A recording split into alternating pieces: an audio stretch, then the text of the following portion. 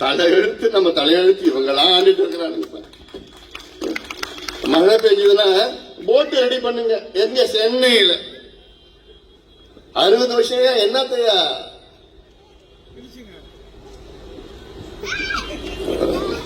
சொல்ல முடியாது. என்ன பண்ணிட்டு இருந்தீங்க? 60 ஆண்டு காலமாக மாறி மாறி ஆட்சி செஞ்சுட்டு வரீங்களே. 60 ஆண்டு காலம் நீங்க சென்னைக்கு என்னையா பண்ணீங்க? என்ன கட்டமைப்பு பண்ணீங்க? என்ன அடிப்படை வசதிகள் பண்ணீங்க? நீங்க ஒழுங்கா செஞ்சிருந்தா, உங்க வேலையை ஒழுங்கா பண்ணிருந்தா இந்நேரம் எவ்வளவு மழை பெஞ்சாலும் அது தானா வடிஞ்சு போய் வடியத்து மட்டும் இல்ல, அந்த தண்ணியை சேமிக்கலாம் இல்லையா? தண்ணியை சேமிக்கலாம் இல்லையா? 1050 மில்லிமீட்டர் சென்னையில மழை பெய்யுது ஆண்டுதோறும். அந்த 1050 மில்லிமீட்டர்ல கிட்டத்தட்ட 900 மில்லிமீட்டர் எங்க போகுது? கடலுக்கு போகுது.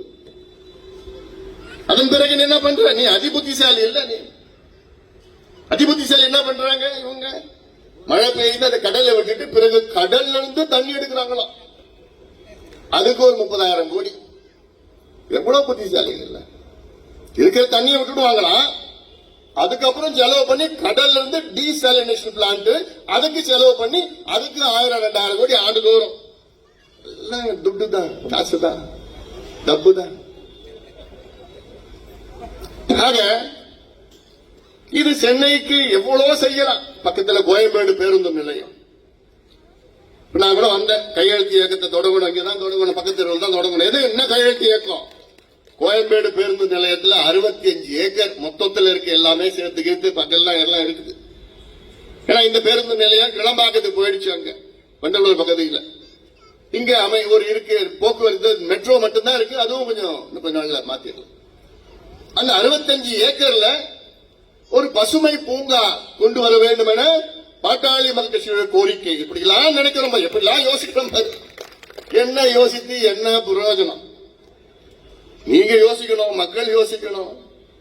ஆனா பேசுறது மட்டும் அன்புமணி டாக்டர் படிச்சவன்டா, நல்லா பேசுறான்டா, ஒரு நல்ல பையன், நல்ல டீசென்டான. என்ன பிரயோஜனம் பேசி? ஓட்டு போடணும்ல, ஓட்டு போடணும்ல.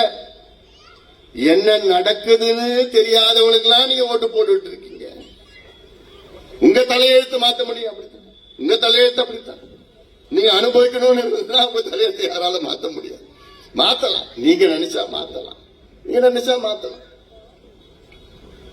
இந்த பூங்கா 65 ஏக்கர்ல ஒரு பூங்கா அமைச்சா கிட்டத்தட்ட இங்க இருக்கிற 10 லட்சம் பேர் பயன்பெறுவார்கள். 10 லட்சம் பேர் நடைபயணம், இந்த பயிற்சி அந்த பயிற்சி. இப்ப எங்க போறாங்க? மரீனா பீச் இன்னைக்கு போங்க, சனிக்கிழமை இன்னைக்கு போங்க, ராத்திரி சாயங்காலம் போங்க. கூட்டம். இடம் இல்லைங்க, இடமே இல்லைங்க. உடல் பருமன்ல இருந்து நீரிழிவு நோயில இருந்து ரத்த கொதிப்புல இருந்து ரத்த அழுத்தத்துல இருந்து மன அழுத்தத்துல இருந்து எவ்வளவு பிரச்சனைகள் இருக்கு. ஒரு நிம்மதியா ஒரு குடும்பத்துல பக்கத்துல போய் எங்கேயாவது உட்கார்ந்துட்டு பேச முடியுமா? எதுவுமே இல்லை. எங்க பார்த்தாலும் சாக்கடையா, போக்குவரத்து, அதுவும் எங்க இல்லை. மற்ற மாநிலங்கள்ல மற்ற நகரங்கள் எல்லாம் எவ்வளவு அழகான பூங்காக்கள், பெரிய பெரிய பூங்காக்கள்.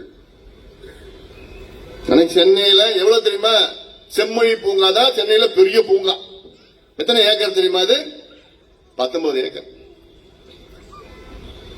பெங்களூர் போங்க, Sims park, Cubbon park 240 acre, 300 acre. டெல்லியில Mehrauli park 400 acre. Lodhi park 240 acre. வெளிநாடுகள்ல போனீங்கன்னா நியூயார்க்ல சென்ட்ரல் பார்க் 880 ஏக்கர், 870 ஏக்கர். லண்டன்ல ஹைட் பார்க் 400 ஏக்கர். இதெல்லாம் அவ்வளவு அழகா இருக்கு. இதுதான் கேட்டோம். 65 ஏக்கர்ல ஒரு பார்க்க கொண்டு வானா, நாங்கள் Lulu mall, Lalu mall, Lulu mall, Lulu mall எந்த லூவும் கிடையாது, விட போறது கிடையாது. எங்களுக்கெல்லாம் மாலும் வேணாம், கன்றாவி வேணாம், எங்களுக்கு வேண்டியது அங்க பார்க். அதை மீறி ஏதாவது கொண்டு வந்தீங்கன்னா அவ்வளவுதான். நானும் என்ன பண்ணணும்னு பார்த்தோம்.